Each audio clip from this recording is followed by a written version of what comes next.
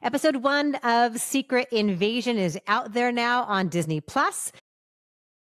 This is the kind of thing we do recaps of all the time on our Patreon. So if you've not joined us there yet, we'd love to see you. We have a link for that down below. It's patreon.com/BeFastAllDay. We're also doing The Bear over there. We'll do The Handmaid's Tale and Only Murders in the Building when those come out. So there's always some great TV that we'll talk about over there. So we'd love to have you join us. But for now, episode 1 of Secret Invasion, we're going to do spoilers because it's been out there for a couple of days. So Alonzo, please tell us about it. Where are the Avengers? This war is one I have to fight alone. First one's always free. So Secret Invasion kind of picks up where, as we know, the Skrulls have been on Earth for a while trying to find a new place to get settled. In the Captain Marvel movie, there was discussion from Carol Danvers and Nick Fury that they were going to help with that. But now, obviously, time has passed, and some of the Skrulls are getting kind of antsy about it. And it's kind of comparable to something like the way that, we armed the Mujahideen against the Soviets in Afghanistan, and then later they turned on us. Oops. So now the Skrulls, not content to wait around for this sort of promised homeland, are committing acts of terrorism, or basically out to destroy the human race. And part of the reason they can do that so successfully is that they are shapeshifters and are able to take on human form and even strap people into these machines that allows them to download their entire mind as well. So they're very good at faking being somebody else. So an agent of S.H.I.E.L.D. clues into all this and spills it all of his information to who we think is Agent Ross, played by Martin Freeman. But no, it's a Skrull. And he kills the guy, but not before Talos, played by Ben Mendelsohn, gives chase.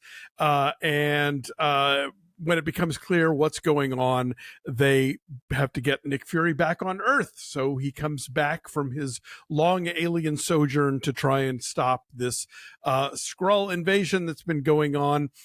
He compares notes with an MI5 higher up, played by Olivia Colman. Love it. Deliciously. Right. And she feels like that Fury is in over his head and too old for this, but of course doesn't realize that he's planted a bug in her office.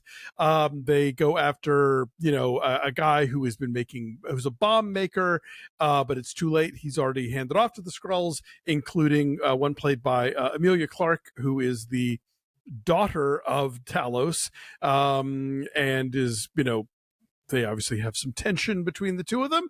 And ultimately she tells Dad that she's going to mark the bags that have the bombs in it with infrared spray so they can find them and deactivate them in time.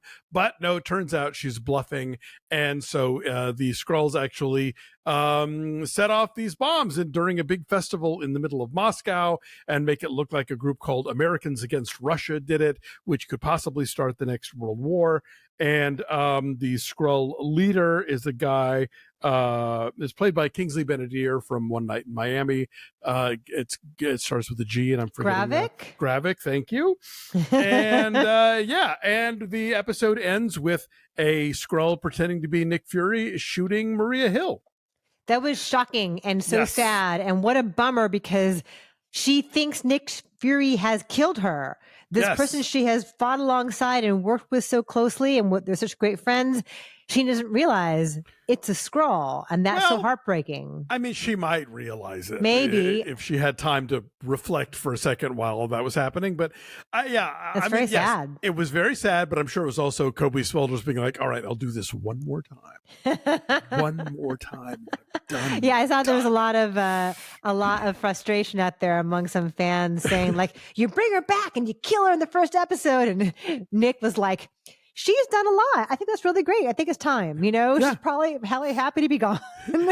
This is Han Solo syndrome. Like, all right, I'll do this one, but you're killing me. You have to promise you kill me. Yeah, no, I thought this was really well done, and I liked the slow burn of it, and I like the fact that it feels like a very old school kind of spy espionage thriller, but with this sci-fi element to it that you don't know who the spies are among you. And you don't know additionally, because they're Skrulls and they're so good at disguising themselves and morphing so seamlessly.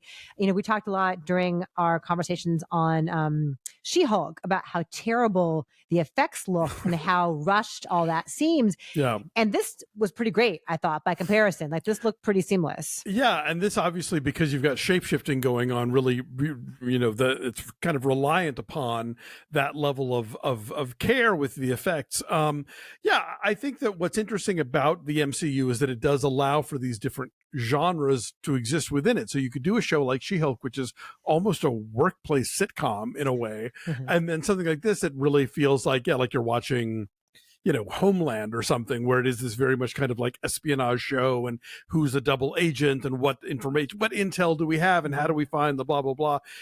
It's funny, I've never actually seen this show, but there was a popular series, well, lasted like 2 seasons in the 60s called The Invaders. And the premise was that there was an alien invasion of Earth taking place, but because the aliens could make themselves look like human beings, nobody believed the guy who knew that it was happening, and he was having to go, he was constantly sort of chasing after them and trying to thwart them. And so that's sort of what we're seeing here now, where you have to, you can't be sure if the person shooting you is Nick Fury or not Nick Fury. Yeah, so that plays, I think, into old school Cold War fears, but also like what's currently going on with Russia and our fears and our animosity with Russia. So that's all relevant in that way as well. Yeah, it's a great cast. And I love the idea of like Nick Fury maybe losing a step, and like the complexity of that. How does he navigate that? How does he get his swagger back? I mean, it's still in him, certainly. But as everyone has commented, like, has he lost a step? Olivia Colman's character makes some comment about how, like, how'd you let yourself get caught? I mean, and there, I think he wants to get caught. He wants to be brought to her. He's like wandering around like, do how's it going? A night by myself. But that scene between the two of them is great. She's sort of like playfully menacing in a way that is very enjoyable. And she's really cool. So I enjoyed her in this. Yeah, this was good. Emilia Clarke, I know we're going to get more from her character. She does not get a whole lot to do at this point. But I know that she will get more. And just like the production values just feel solid. It just feels like a grown-up show. And no, it's not the caliber of Andor by any means, but I feel like it's trying to occupy that same kind of space of being a smart grown-up version of a story within this realm. Yeah. And I certainly hope at some point in the MCU we get a scene with Olivia Colman and Julia Louis-Dreyfus. Oh, that'd be fun, wouldn't it? I would like that. I would like that very much. Yeah, and that's what's cool about this, is that you can like drop in and do some kind of deliciously mean, funny, evil role, and like it's just a cool, different thing to do from what you're known for. And Olivia Colman can do it all, but has been known for so much more serious, like award season work. So to see her in the MCU is kind of cool. But we didn't have it in news, but she just got cast in Paddington 3. Oh. Maybe she'll be the villain, though. I don't know. Who is she in Paddington 3? I was going to say. Don't know. They're not saying yet, but we'll see. She's Hugh Grant. Exactly. Or Nicole Kidman.